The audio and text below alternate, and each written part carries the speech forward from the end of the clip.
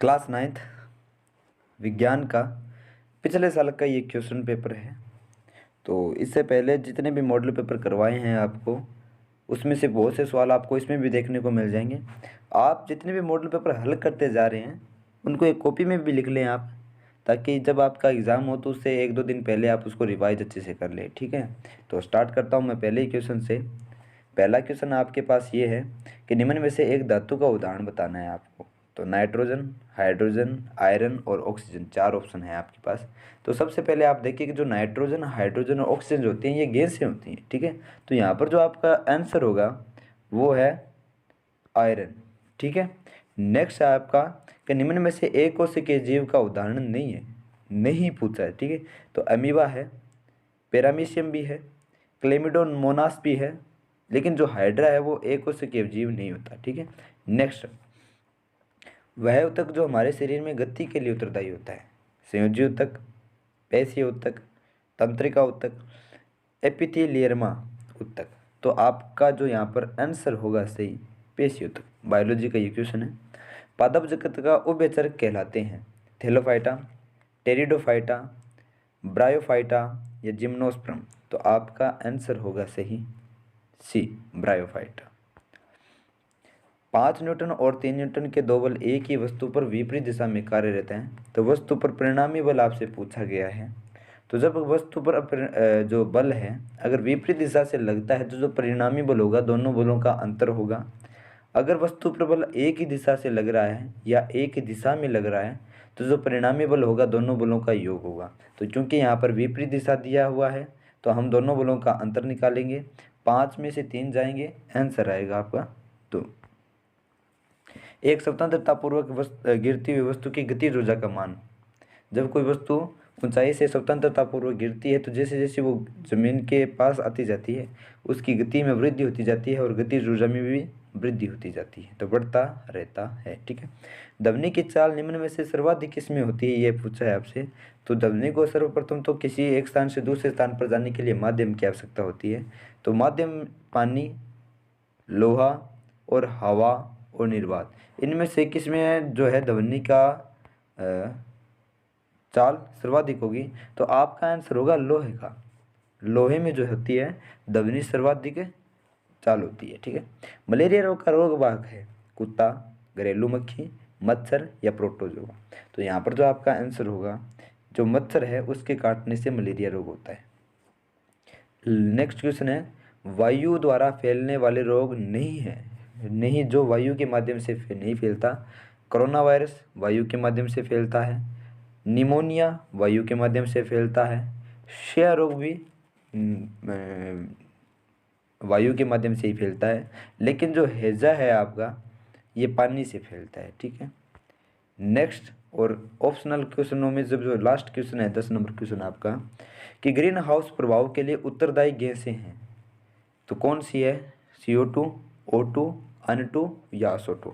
तो ऑप्शन आपका होगा CO2। इसके अलावा जो मीथेन गैस होती है CH4 वो भी ग्रीन हाउस के लिए उत्तरदायी होती है।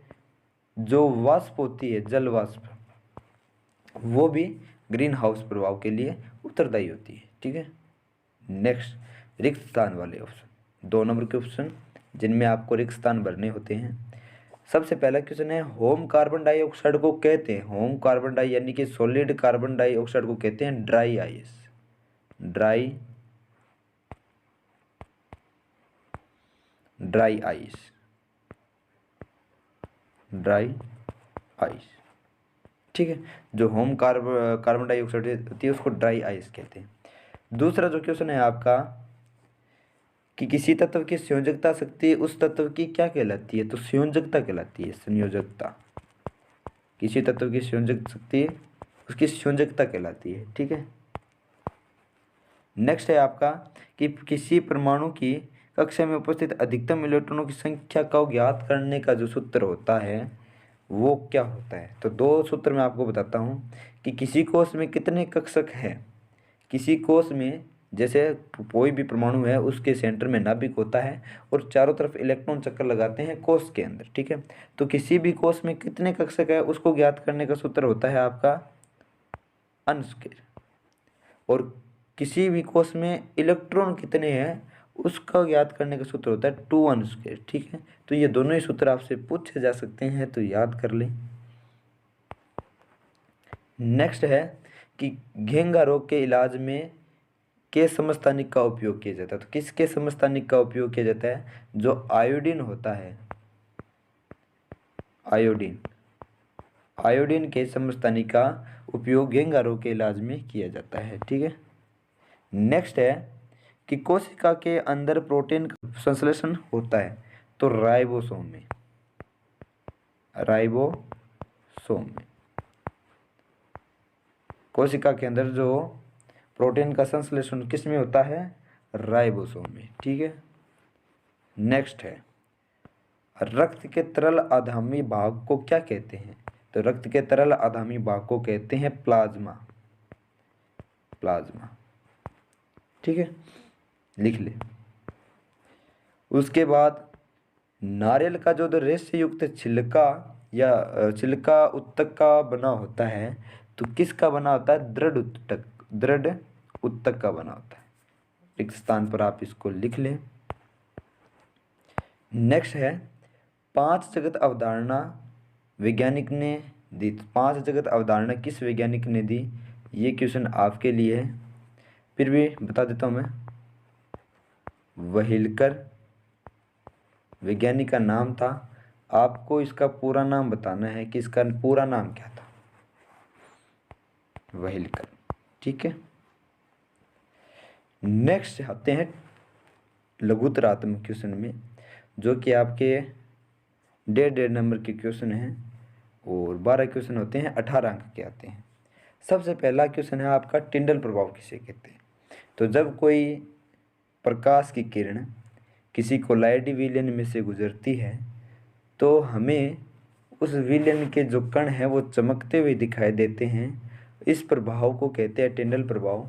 सामान्यतः आपने देखा होगा कि घरों के अंदर जो झरोखे लगे होते हैं, जब प्रकाश उनमें से होते हुए अंदर प्रवेश करता है तो प्रकाश के मार्ग में उपस्थित जितने भी कण हैं प्रकाश उनसे टकराता है, और हम जब वो प्रकाश हमारी आँखों पर गिरता है तो हमें वो कण चमकते हुए दिखाई देते हैं, और इस प्रभाव को कहते हैं टिंडल प्रभाव। ठीक है, नेक्स्ट है कि यदि किसी परमाणु की इलेक्ट्रॉनों की संख्या 8 है और प्रोटॉनों की संख्या भी 8 है, तो उस परमाणु की परमाणु संख्या क्या होती है?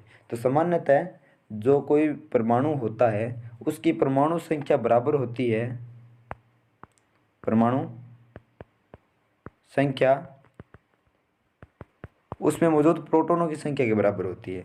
तो अगर यहाँ पर प्रोटॉन 8 है तो उसकी परमाणु संख्या भी कितनी होगी? 8 होगी। ठीक है, नेक्स्ट है कि एक गाड़ी का जो ओडोमीटर होता है वो क्या नापता है? तो आपको बताना है कि ओडोमीटर क्या नापता है। तो ओडोमीटर नापता है दूरी को। ठीक है, नेक्स्ट जड़त्व किसे कहते हैं? जड़त्व जो गति का प्रथम नियम है, इसके अनुसार क्या होता है कि अगर कोई वस्तु विरामावस्था में है तो वो विरामावस्था में रहेगी, या अगर कोई वस्तु गतिशील है तो गतिशील रहेगी, या आप यूँ कह सकते हैं कि कोई भी वस्तु जो होती है वो अपनी स्थिति में परिवर्तन का विरोध करती है। तो इस विरोध के इस गुण को क्या कहते हैं? जड़त्व कहते हैं। ठीक है, नेक्स्ट क्वेश्चन है आपका 5 नंबर।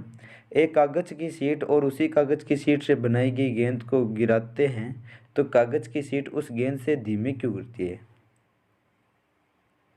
जो कागज की शीट है वो गेंद से धीरे क्यों गिरती है? क्योंकि जब कागज, जैसे मान लीजिए ये कोई कागज है तो इसका सरफेस एरिया थोड़ा ज़्यादा रहता है, और जब इसको गिराया जाता है तो ये सरफेस एरिया ज़्यादा होने के कारण इस पर वायु का जो दबाव लगता है वो ज़्यादा लगता है।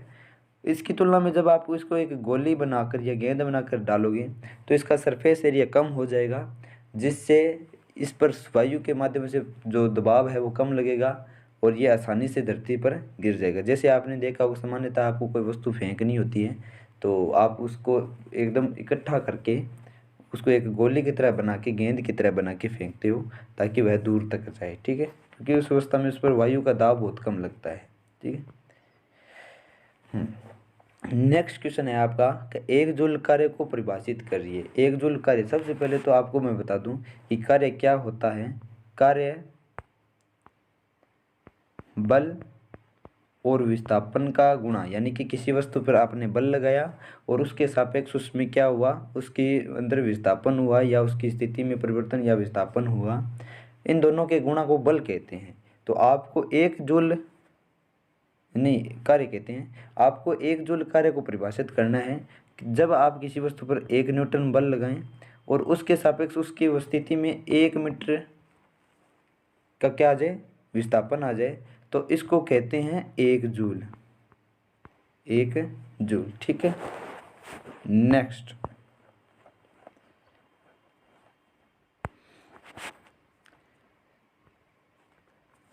मुक्त रूप से गिरता हुआ एक पिंड अंततः धरती तक पहुंचने पर रुक जाता है, उसकी गतिज ऊर्जा क्या हो जाएगी। देखो, जब कोई पिंड मुक्त रूप से गिरता है तो उसकी जो स्थितिज ऊर्जा होती है वो धीरे धीरे गतिज ऊर्जा में रूपांतरित होती जाती है, और जैसे ही वो धरती से टकरा कर रुकती है, जिससे उसका वेग शून्य हो जाता है और उसकी जो जितनी भी ऊर्जा है वो यांत्रिक कार्य में व्यय हो जाती है, यानी कि उसकी जितनी भी उसमें गतिज ऊर्जा उत्पन्न हुई थी वो यांत्रिक कार्य में चली जाती है कुछ ऊर्जा, और कुछ ऊर्जा उसकी ऊष्मा में चली जाती है, ठीक है। तो इस प्रकार जब कोई मुक्त रूप से गिरती हुई पिंड जब धरती पर पहुंचता है तो उसकी जो गतिज ऊर्जा का क्या होता है, इसने ये पूछा है। तो क्या होता है, कुछ ऊर्जा तो यांत्रिक कार्य में चली जाती है, कुछ ऊर्जा ऊष्मीय ऊर्जा में चली जाती है, ठीक है। तो नेक्स्ट क्वेश्चन है आपका कि ध्वनि तरंगों को यांत्रिक तरंगे क्यों कहते हैं। क्योंकि जो ध्वनि तरंगे हैं उनको उत्पन्न नहीं किया जा सकता। ध्वनि तरंगों को उत्पन्न करने के लिए आपको कोई ना कोई यांत्रिक कार्य करना पड़ेगा, ठीक है। ध्वनि तरंगों को उत्पन्न करने के लिए आपको जैसे ताली बजाना या घंटी बजाना, जब आप ताली बजाते हो तो ध्वनि उत्पन्न होती है, घंटी बजाते हो तो ध्वनि उत्पन्न होती है। तो आपको ध्वनि को उत्पन्न यानी कि ध्वनि तरंगों को उत्पन्न करने के लिए आप यांत्रिक ऊर्जा या यांत्रिक तरंगों को उत्पन्न करना पड़ेगा। तो इसलिए कहते हैं कि ध्वनि तरंगों को यांत्रिक तरंगे क्यों कहते हैं, तो इसका कारण ये है, ठीक है। नेक्स्ट है कि सामान्य मनुष्य के कानों के लिए श्रव्यता का परास क्या है। और ये क्वेश्चन बार बार आपने देखा होगा, जितने भी मॉडल पेपर करवाए हैं, कभी बड़े क्वेश्चन के रूप में कभी छोटे क्वेश्चन के रूप में आता ही आता है। जो ध्वनि तरंगों की जो परास रहती है मानव कानों के लिए 20,000 से 20,000 हर्ट्ज, 20,000 हर्ट्ज। सामान्यतः क्या होता है कि 20 हर्ट्ज से कम ध्वनि इंसान को सुनाई नहीं देती, और 20,000 हर्ट्ज से अधिक ध्वनि को अगर वह सुनेगा तो हो सकता है वह अपने कानों का लॉस कर ले, कानों को नुकसान हो जाए या उसको सुनाई देना बंद हो जाए, ठीक है। नेक्स्ट है कि ग्रीन हाउस प्रभाव क्या है। सामान्यतः क्या होता है कि जैसे कोई ग्रह है और उस ग्रह के अंदर वायुमंडल है, तो वायुमंडल में कोई गैस, कोई ऐसी गैस जो क्या काम करे, उस वायुमंडल के तापमान को बढ़ाने का काम करे। किसी भी ग्रह या उपग्रह में उपस्थित अगर कोई गैस उस वायुमंडल के तापमान को बढ़ाने का काम करे तो उस प्रकार के प्रभाव को कहते हैं ग्रीन हाउस प्रभाव। और इससे पहले भी एक क्वेश्चन आया था जिसमें आपको ग्रीन हाउस प्रभाव के लिए जो कारण के रूप में जो गैस पूछी थी वह थी कार्बन डाइऑक्साइड, और मैंने बताया था जो जल वाष्प होती है वो भी क्या काम करती है, वायुमंडल में तापमान को कंट्रोल करने का काम करती है। और एक चीज़ और है, मीथेन, मीथेन बताया था मैंने। तो ये गैस है, इनका नाम याद रखना है आपको। हो सकता है अगले जो नेक्स्ट आपका एग्ज़ाम हो उसमें 3 ऑप्शन ये दे दे, ये पूछ ले कि ग्रीन हाउस प्रभाव के लिए उत्तरदायी गैस नहीं है या उत्तरदायी कारक नहीं है, तो आपको इन तीनों को छोड़कर जो चौथा जो रॉन्ग ऑप्शन हो उसको टिक करना है। नेक्स्ट है कि खरपतवार क्या है।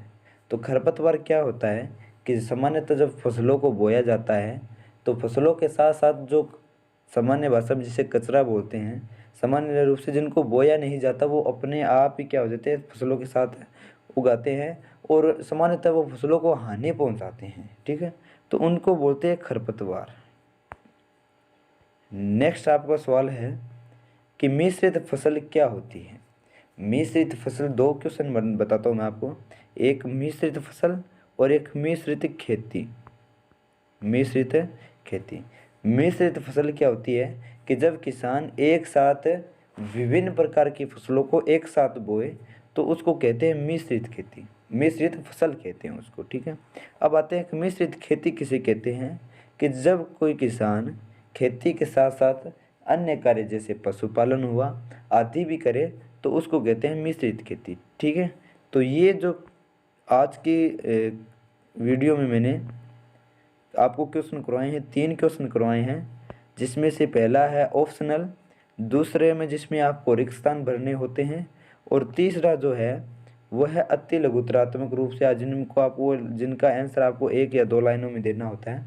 नेक्स्ट जो वीडियो रहेगी उसमें मैं लघुतरात्मक और निबंधात्मक क्वेश्चन उनका भी मैं हल करवाऊँगा, तो उनको भी आप ज़रूर देखें, ठीक है। धन्यवाद।